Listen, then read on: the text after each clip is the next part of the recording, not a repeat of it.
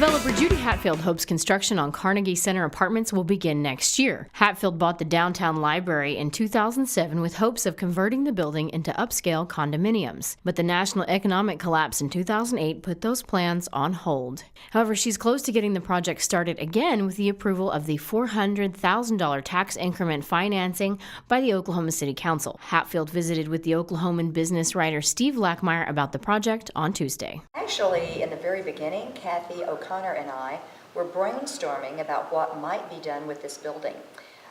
She at the time had sent out a couple of RFPs to see different ideas that people might have to come along and do something with the building. The last one she had received was from the county, as I understand it, to store stuff.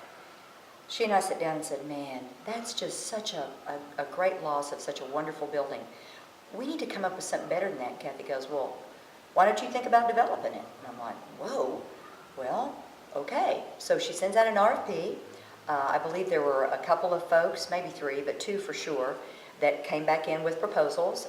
We presented our information, did our dog and pony shows, and lo and behold, I got picked. And then 2008 happened. Suddenly, we're looking around going, oh my gosh, people aren't buying condos. People can't get financed. This is a problem. People are losing their jobs. Unemployment nationally is getting to, close to 10%.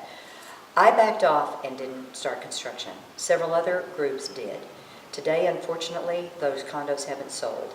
Many of them now are being rented instead of being sold. I was lucky. Realized that we needed rental because our downtown living and housing analysis started showing more and more people wanted to rent.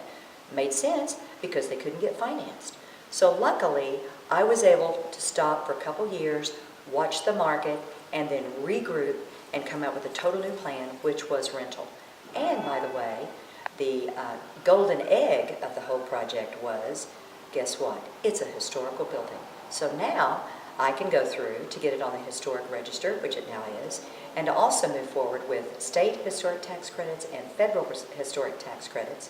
Because a building like this, to preserve the Carnegie aura and the whole library phenomenon, can't be done for what it's worth today. The challenges and hurdles that you run into is that you're going to be spending between $7 and $8 million to preserve a building that's probably only going to be worth about $4.5 million from the cash flow of the property when you're finished.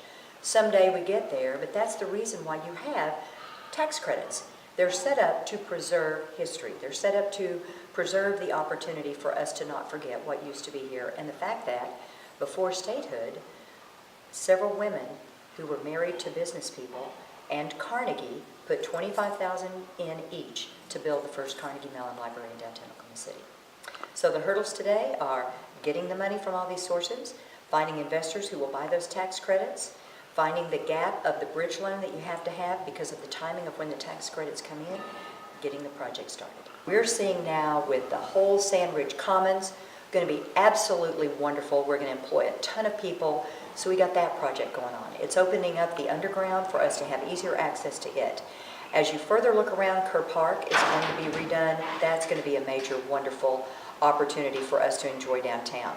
As you further look around, we've now got Project 180 going all around the city, and Project 180 is improving all of our streets, all of our sidewalks, all of our landscaping.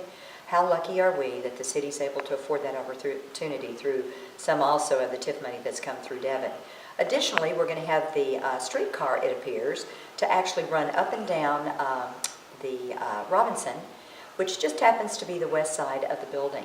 We're seeing the Devon Tower. You can see it from anywhere you want to in downtown Oklahoma City, and we're so lucky for them to have their corporate headquarters. So as I look at the little sister of the neighborhood now, it's going to be 3 blocks from 3 major employers in downtown.